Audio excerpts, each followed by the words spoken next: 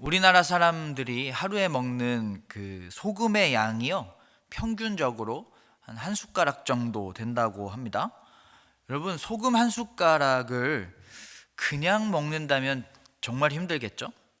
그런데 이 소금들이 김치에도 들어가고 찌개에도 들어가고 국에도 들어가다 보니까 이렇게 요리로 만들어지니까 우리가 맛있게 그 소금도 먹을 수가 있는 거예요.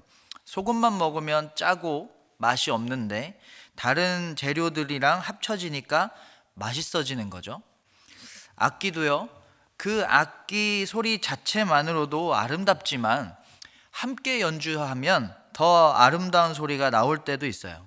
드럼이라는 악기, 혼자만 들어도 좋지만 기타라든지 베이스라든지 피아노라든지 다른 악기들이랑 같이 이렇게 합주가 되면 더 아름답죠. 노래도요, 혼자 부르는 거 아주 좋을 수도 있죠. 그런데 다른 악기들이랑 같이 연주되거나 다른 사람하고 같이 호흡을 맞추고 화음을 맞추면 더 아름다울 때가 있습니다. 이거를 시너지 효과라고 해요.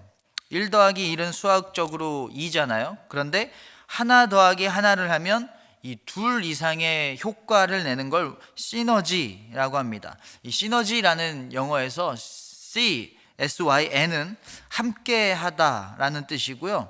여기에서 또 너지라고 하잖아요. 시너지, 여기는 에너지랑 비슷한 뜻이에요. 그러니까 힘을 낸다, 에너지를 낸다, 이런 뜻이라서 시너지는 함께 할 때 힘이 난다 라는 뜻으로 우리가 이해하면 될 것 같습니다.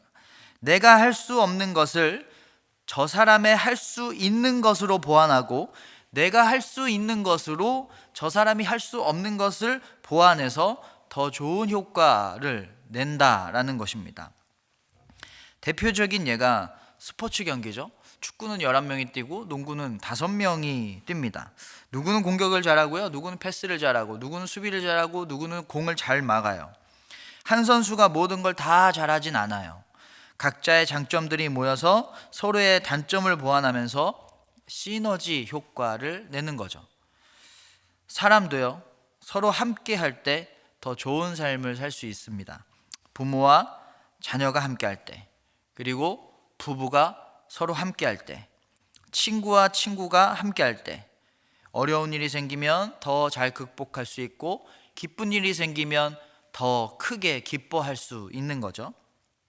믿음도요, 함께 할 때 시너지 효과가 납니다. 공동체 속에서 서로를 통해서 본보기를 보여주고, 서로를 통해서 배우고, 또 서로를 위해 기도할 때 더 좋은 믿음 가질 수가 있는 겁니다. 오늘 말씀에 예수님의 어머니 마리아가 결혼도 안 한 상태에서, 처녀인 상태에서 아이를 낳을 수 없는 그 상황에서 아기 예수가 너를 통해서 태어날 것이다 라는 예언을 받았어요. 마리아가 얼마나 무서웠을까요? 처녀인데 아이를 임신한다는 거, 이거 자체로도 굉장히 무섭고 떨리는 일이고요. 또 그 당시 결혼을 안 한 여자가 임신을 하면 율법에도 어긋나는 일이기 때문에 너무 무서웠을 거예요. 이 두려워하는 마리아에게 가브리엘 천사가 한 사람을 소개해 주는데 바로 마리아의 친척이었던 엘리사벳이었습니다. 가브리엘은 왜 엘리사벳을 소개해 줬을까요? 엘리사벳은요, 늙을 때까지 아이를 못 낳다가 하나님께 계시를 받고 임신을 하게 된, 임신한 지 6달이나 된 그런 여인이었습니다. 엘리사벳은 마리아가 아이를 낳게 된다라는 그 계시를 받는 장면이랑 굉장히 똑같이 데칼코마니처럼 정말 비슷하게 아이를 낳게 된다라는 그런 계시를 받았는데, 엘리사벳의 남편이었던 사가랴가 계시를 받습니다. 엘리사벳, 마리아 둘 다 아이를 낳을 수 없는 상황이었고요. 그런데 천사가 나타나서 아이를 낳게 된다라고 말해줬어요. 굉장히 비슷하죠? 그리고 둘 모두에게 무서워하지 말라라는 말을 천사를 통해서 들었고요. 또 둘 다에게 천사가 아이의 이름을 알려줬어요. 마리아는 예수, 그리고 엘리사벳의 아이는 요한, 그리고 그 아기들이 앞으로 어떻게 자랄지도 알려줬어요.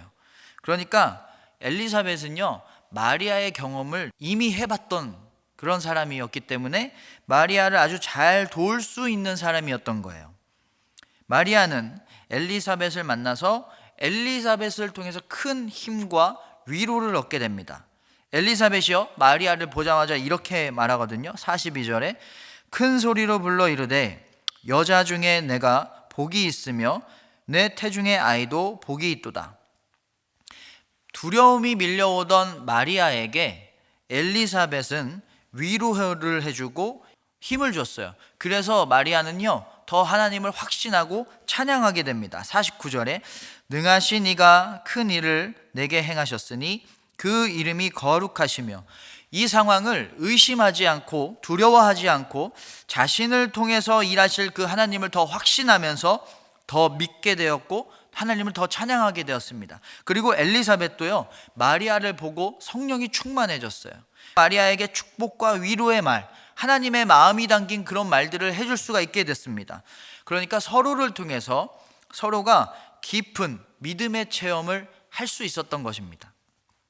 이렇게 믿음의 동역자가 있으면 혼자 이길 수 없는 상황도 함께함의 힘으로 이길 수가 있습니다. 시너지 효과를 볼 수가 있는 거예요. 나 혼자 믿음 생활하는 것보다 친구들이 함께 모여서, 믿음의 동역자들이 함께 모여서 말씀을 나누고 은혜를 나누면 믿음을 더욱더 성장시킬 수 있다라는 것이죠. 망치와 못은요 함께 해야만 의자도 만들고 책상도 만들고 집도 만들 수가 있어요. 책을 만들려면 잉크와 종이가 함께 일해야만 합니다. 그래야 좋은 책이 만들어져요. 향기는 바람이 도와줘야만 좋은 향을 퍼뜨릴 수가 있습니다. 고추장도 혼자 있으면 요리가 아니에요. 야채들과 밥과 참기름이 함께하면 맛있는 비빔밥이 될 수 있습니다. 이게 시너지 효과예요. 1 더하기 1이 2도 되고 3도 되고 4도 되는 겁니다. 그런데 사람들이 모였다고 해서 함께 한다고 해서 항상 이런 시너지 효과가 나는 건 아니더라고요. 오히려 반대가 되기도 해요. 서로 안 맞아서 갈등 생기고 분열이 생길 때도 있습니다. 풀과 물은요 서로 도움이 돼요. 서로 친구가 될 수 있어요. 그런데 불과 물은요 친구가 될 수가 없죠. 불은 물을 없애고요, 물은 불을 없애요. 1 더하기 1이 0이 되는 거예요. 아니면 마이너스가 되는 거예요. 한 사람과 한 사람이 만나서 무조건 2가 되는 건 아니더라고요. 오히려 더 마이너스가 될 수도 있습니다. 여러분도 살면서 많이 경험해 보셨을 거예요. 안 맞는 사람, 불편한 사람. 그러면 이 사람과 사람 사이에 믿음의 시너지가 되려면 어떻게 해야 될까요? 여러분, 불과 물은 시너지를 일으킬 수가 없는 걸까요? 그 중간에 하나의 매개체가 있으면 됩니다. 불과 물은 서로를 없애는 상극이지만 그 사이에 냄비가 들어가면 서로 시너지를 내서 맛있는 요리를 만들어냅니다. 그렇죠? 냄비가 그 사이에 들어가면 불과 물이 함께 일할 수가 있어요. 사람과 사람 사이에 하나님이 있으면, 사람과 사람 사이에 하나님의 은혜가 있으면 시너지 효과를 낼 수가 있는 것입니다. 나와 그 사람 사이에 내 마음과 그 사람의 마음이 아니라 하나님의 마음이 있는 거예요. 그래서 하나님의 마음으로 이해하고 사랑하게 되는 거예요. 부부끼리, 또 부모와 자녀끼리 안 맞는 경우가 있어요. 그럴 때마다 하나님의 마음으로 바라보는 겁니다. 내 경험, 내 마음으로 사람을 상대하는 게 아니라 하나님의 마음으로, 하나님의 시선으로 바라보는 겁니다.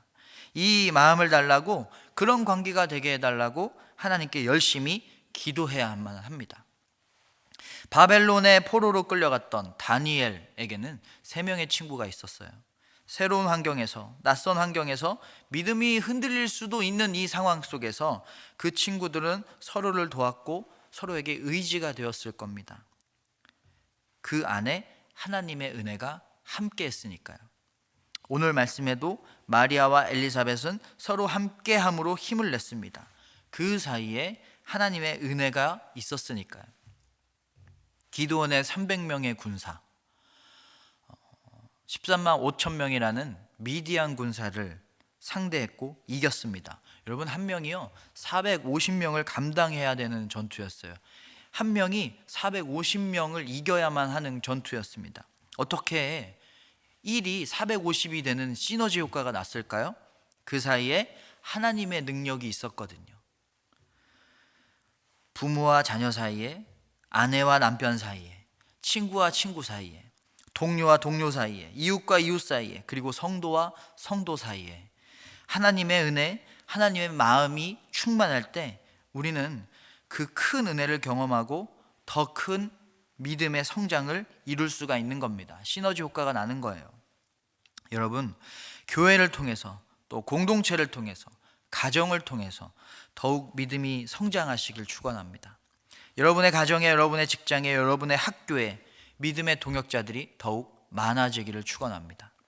하나님의 마음으로 그 동역자들과 더 좋은 믿음을 만들어 나가시는 여러분 모두가 되시기를 주님의 이름으로 축원합니다.